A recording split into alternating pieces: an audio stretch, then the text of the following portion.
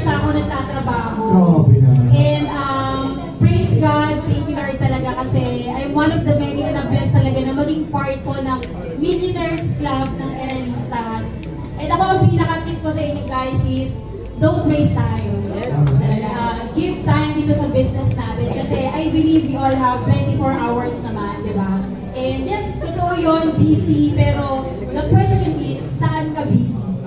Saan mo nilalagay yung oras mo? And praise God, wala talaga, thank you Jesus, kasi grabe yung ginawa niya. Nag-start ako dito part-time, since employed kasi ako, dalawang bagay yung hinanap ko pag magnegosyo ako. Number one, kailangan kaya ko isabay kasi busy nga ako, ganun yung mindset. Pangalawa, yung afford ko yung capital. And both nandito yun. Sa JC nakita ko siya. And in my first 5 months, I hit my first million.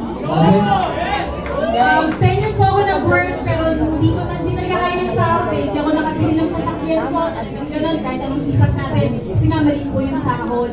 So dito, praise God, in my 2 years, ang first sports car ko, naging totoo siya.